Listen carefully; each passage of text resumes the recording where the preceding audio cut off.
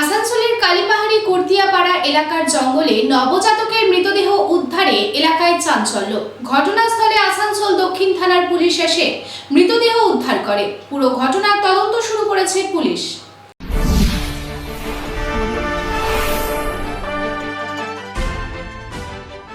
বৃহস্পতিবার পশ্চিম বর্ধমান জেলার আসানসোল পৌর কর্পোরেশনের ৩৮ নম্বর ওয়ার্ড এলাকা থেকে এক হৃদয় বিদারক ঘটনা প্রকাশ্যে এসেছে। তথ্য অনুযায়ী কালীপাহাড়ির কর্তিয়াপাড়া এলাকার জঙ্গলে একটি নবজাতকের মৃতদেহ পাওয়া গেছে।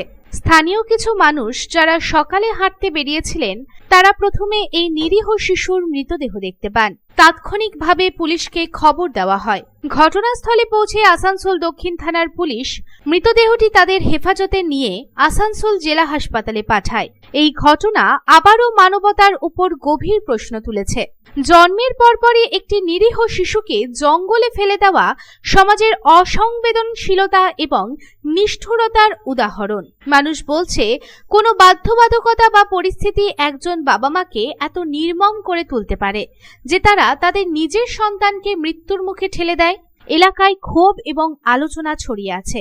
এই খবর ছড়িয়ে পড়ার সাথে সাথেই পুরো ৩৮ নম্বর ওয়ার্ডে ক্ষোভ এবং শোকের পরিবেশ বিরাজ করছে। মানুষ এই অমানবিক কাজের তীব্র নিন্দা জানাচ্ছে। কেউ কেউ এটাকে দারিদ্র এবং সামাজিক চাপের ফল বলে মনে করছেন। একই সাথে অনেকে এটিকে সরাসরি অপরাধ এবং অসংবেদনশীলতা হিসেবে শ্রেণীবদ্ধ করছেন। পুলিশ মামলা দায়ের করেছে এবং তদন্ত শুরু করেছে। বর্তমানে নবজাতকটি জন্মের পরপরই মারা গেছে নাকি তাকে জীবিত রেখে দেওয়া হয়েছিল তা স্পষ্ট নয়। ময়নাতদন্তের রিপোর্টের পর সত্য বেরিয়ে আসবে। এটি কেবল একটি পুলিশ মামলা নয়, বরং সমগ্র সমাজের জন্য একটি সতর্ক বার্তা। বারবার এই ধরনের ঘটনা ঘটে যাওয়ায় আমাদের ভাবতে বাধ্য করে যে সমাজ কোন পরিস্থিতির দিকে এগোচ্ছে। এই প্রসঙ্গে স্থানীয় বাসিন্দা রাজেশ হারি কি জানাচ্ছেন, আসুন শুনে নিই। সকালবেলা সবাই বলছে একটা বাচ্চা ফেলা আছে। সকালবেলা আমি দেখতে এলাম তো দেখছি হ্যাঁ সত্যি একটা বাচ্চা ফেলা আছে। পুকুরে দেখলাম আধা ছিঁড়ে দিয়েছে। তখন আমি সকালবেলা পুলিশকে ফোন করলাম। ফোন করার পর ছেলেগুলো বললো হ্যাঁ আমি তার দেখলাম রাতে এই জিনিসটা কোনো কই ফেলেছে। তো আমি দেখলাম এইদিকে তো ফেলবার কোনো তো ই নেই, যা এসেছে এদিকে আসে, কে ফেলেছে এটাও আমরা জানিনি। হ্যাঁ না এখানকার পাড়ার নয়। পুলিশকে খবর দিয়েছে? হ্যাঁ পুলিশকে সকালে আমি খবর দিলাম, তো পুলিশ এলো। অপরদিকে এই প্রসঙ্গে স্থানীয় বাসিন্দা পার্বতী দেবী কি জানাচ্ছেন, আসুন শুনে নেই।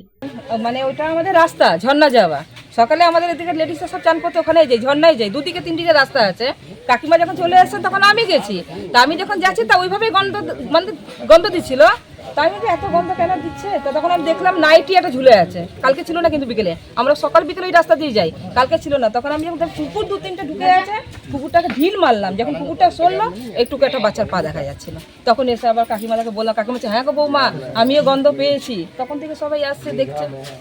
তখন কাকিমা বলছে হ্যাঁ বৌমা সকালে আমিও গন্ধ পেয়েছি। এইভাবে এগুলো এসব ভালো না। দেখেন কত জঙ্গল, ওটা আমাদের বাস করি এখানে আমরা। কালীবাড়ি যাওয়ার রাস্তা রয়েছে, পোড়াপাড়া যাওয়ার রাস্তা রয়েছে, মাঝিপাড়া যাওয়ার সব দিকে রাস্তা দিকে রয়েছে। আর আমাদের আজকে পাড়ার একটা বদনাম হয়ে গেল। এত বাজে আমাদের লাগছে, কোনোদিন এরকম ঘটনা হয়নি, কিন্তু খুব খারাপ লাগছে। এত ভালো আমাদের এটা পাড়া, কোনো ঝামেলা টামেলা কিছু না, সবাইকে নিয়ে আমরা কত মিলেমিশে থাকি, কেউ ইয়ে না। কিন্তু আজকে আমাদের এত বড় একটা কলঙ্ক লাগলো না আমাদের মনে। কিন্তু আসানসোল থেকে সন্তোষ মণ্ডলের रिपोर्ट पब्लिक टाइम्स। आपके सपनों की नींव हो सबसे मजबूत, उसे दीजिए मजबूती का डोज। JBG हेक्सा TMT, मजबूती का डोज पक्का है।